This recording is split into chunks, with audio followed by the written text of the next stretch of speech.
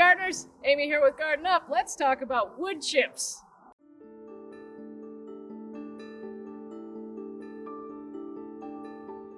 So there's lots of different kinds of mulches, and I want to talk a little bit about each one, the benefits and the not so good things about each one, and talk about why my favorite is arborist wood chips. So there's lots of different kinds of mulches, and first I want to talk about what a mulch actually is. A mulch is anything that you cover the ground with for the purposes of keeping weeds down and keeping moisture in. So you can mulch with compost, you can mulch with bark, you can mulch with rocks. Can be done. They're not very effective, but it can be done. So first I want to compare what the different mulches are, the pros and cons of each, and then I'll talk about some of my tips for spreading it, things that I picked up over the years. So different mulches, let's go from best to worst. How deep down the rabbit hole do I want to go? I'm going to take you most of the way down this scientific rabbit hole, and if you want more information on why this is the case, I will link a video in the description called Mulches, the Good, the Bad, and the Ugly. It is a presentation by Dr. Linda Chalker-Scott, who is a doctor in botany and has been studying wood chips and mulches for over 20 years. So she is the expert on mulch, and if you want to learn anything about mulches, you should definitely look her up. So what I'm going to say about it is very simple. There are a few things that you want your mulch to do. The first is keep weeds down. The second is keep water and moisture in. And the third is interfere the least with the gas exchange that's happening between the atmosphere and the soil, the thing that you'd never even think about. So with wood chips, this is chipped up wood from a tree. An arborist takes down a tree, he throws it in his wood chipper, and you get this. It's torn up pieces of wood. There is bark in it, but it is not all bark, like beauty bark, the stuff you buy at your landscape supply store. This is literally just chips of wood. The biggest difference between wood chips and beauty bark is the tannin content. Tannins are the chemical that are responsible for keeping the moisture out. So the purpose of bark is to keep the moisture that's inside the wood, and the moisture that's outside the wood, outside the wood. It does not want moisture from the rain getting into the trunk of the tree. That's kind of the opposite of the point, that would rot. So bark is high in tannins, which is hydrophobic. That's how it accomplishes this separation of moisture.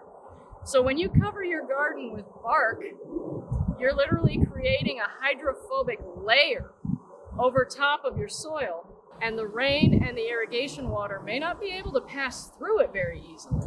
So one of the biggest pros of wood chips is it has a very low tannin content, and water just goes right through it. So whenever you water, surface water with your irrigation, or when the rain falls on it, the water goes straight through and gets to the soil.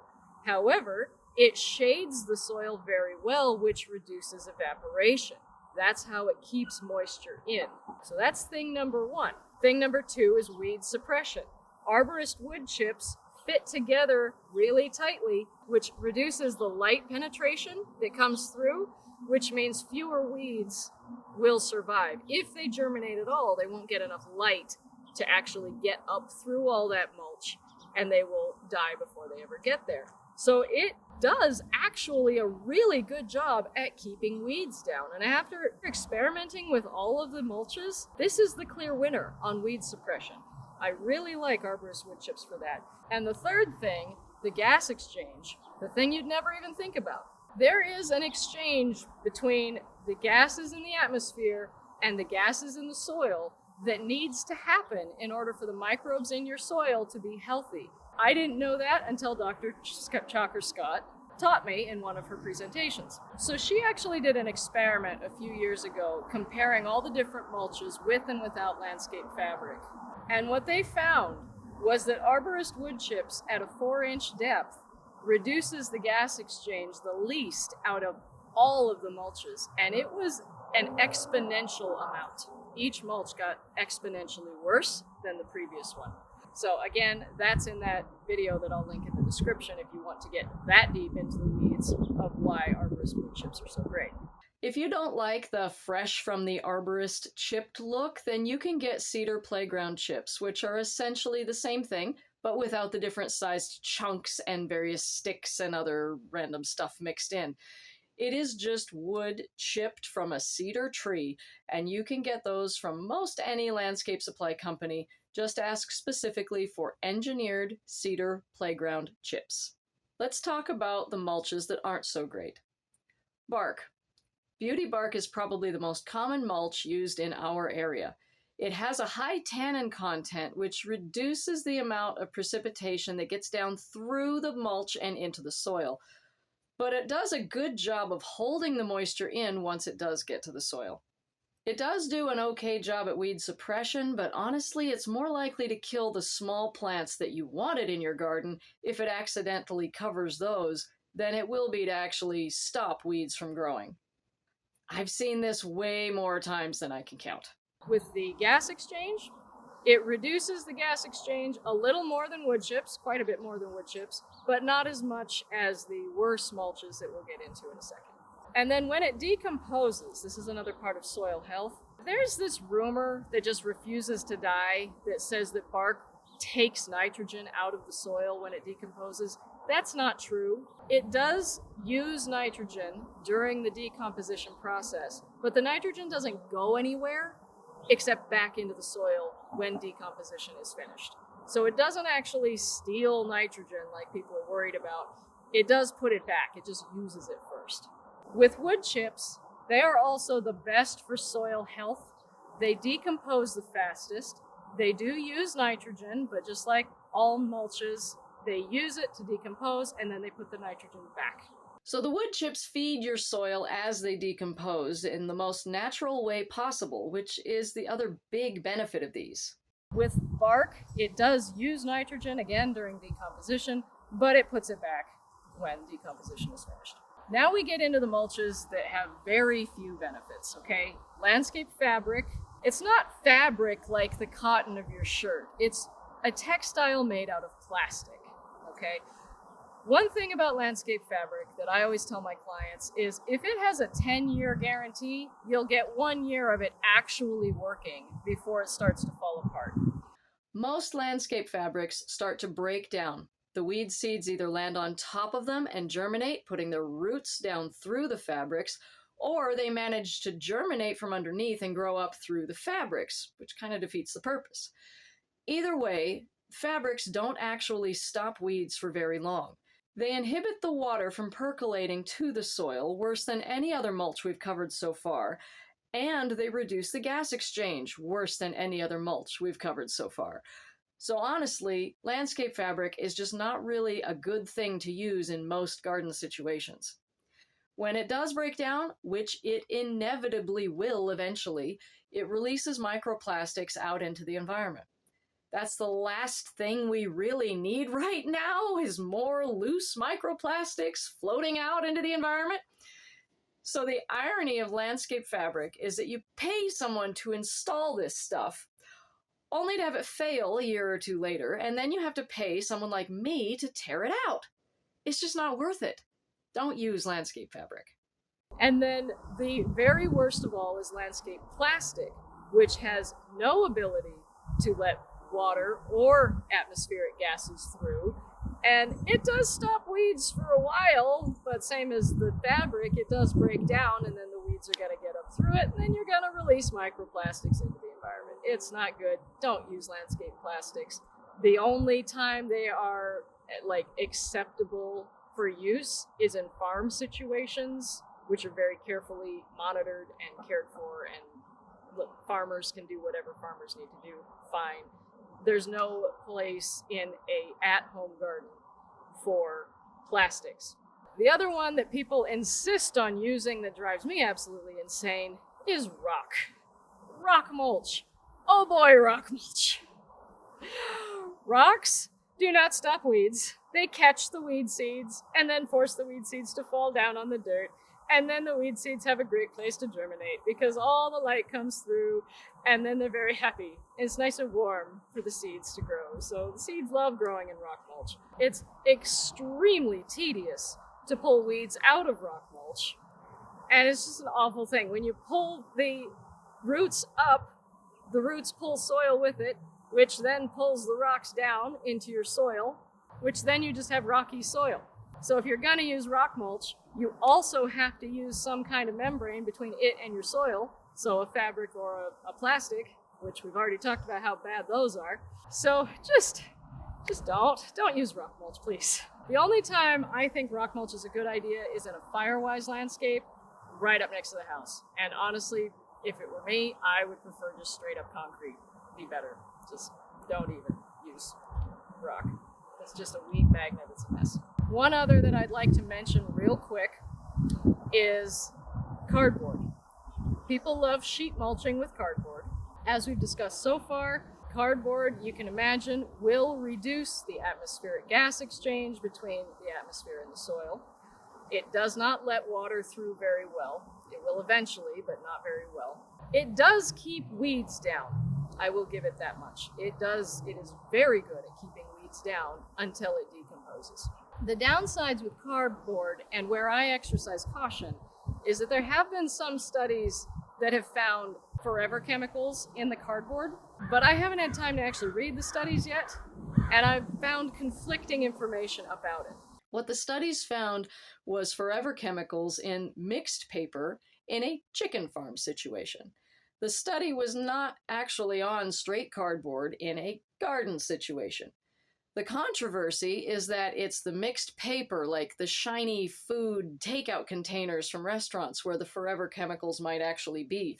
So I'm not sure, and I advise my clients against using cardboard, especially around food plants, because if there are forever chemicals in cardboard, you don't want that leaching into your food. I have, and I still do, occasionally use sheet mulching in some situations that do not relate to food plants, but I don't use them around food anymore. All right, I think that's it for the types of mulches. Let's dive into how to spread it. So the first tip I want to share when spreading mulch is to cover the plants that you're going to be mulching around. And so I like to save old planting pots, and then I tuck the plants into the pots. And the reason I do this is so that I can spread the mulch a lot faster without worrying about burying them. And then once the mulch is spread, I can just pick it up and the plant is not buried. Yay, win-win. So put that in there. Cover up a few of these, especially the little ones, like these little creeping thymes. Definitely cover those. When you're getting ready to spread it, you might want to use a wheelbarrow or a large bucket or even a tarp. Some of my workers actually prefer a tarp because they're easier to manipulate. Just make sure it's something you can carry and move around. And then I like to take from the roadside first so that I'm trying to get the pile out of traffic. And you want your mulch to be at least 4 inches deep. I actually need to go over this another time to make it deep enough. It's only about 1 inch deep. It looks like a nice thick layer of mulch, but that's actually not enough for weed suppression. You need about 4 inches minimum for weed suppression. 6 is better. 12 if you're dealing with a really gnarly weed. It will keep most things down for at least a year or two, which is pretty impressive. Once an area is done, you can lift the pots, and the plants are not buried.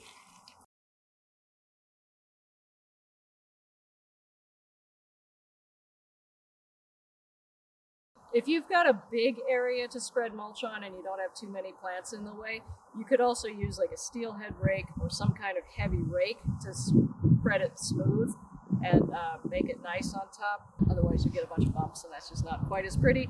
And a shovel is not nearly as efficient at making it smooth. So have a steelhead rake ready as well.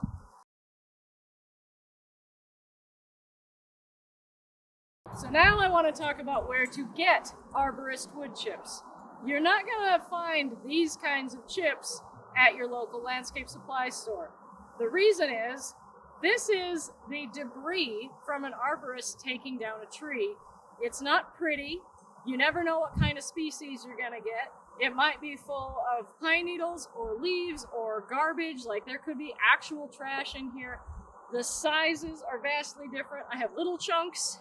And I have big chunks. It's not as pretty as the stuff you're going to get at a landscape supply store.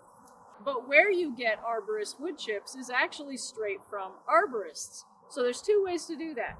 You can call up arborists that are in your area and let them know that when they take down a tree, you would love it if they could bring you a load of chips. This saves them a trip all the way out to the dump, waiting in line, and paying a dump fee. If they're nearby your house, they would much rather just come to your door and drop it on your curb or in your driveway. That's so much faster and cheaper for them. The other way to get arborist wood chips is to go to chipdrop.com, which connects gardeners with arborists. Most arborists, in most at least the city areas, have accounts with chipdrop.com, and they go there to find places to dump their chips. So if you set up a residential account and put in a request for a chip drop, whenever an arborist is in your area, they will see your request, and they might choose to dump their chips at your house instead of driving all the way out to the dump. Win-win. You get a free load of chips, they get a cheap place to dump. Now, here's the downsides. You have to know what to expect with Chip Drop before you order one. So I'm going to link their videos down in the description below as well. The short version is you never know what you're going to get, you never know when you're going to get it, and you don't know how much you're going to get. It could be a full 20-yard truck, or it could only be 8 yards, like what I got this time.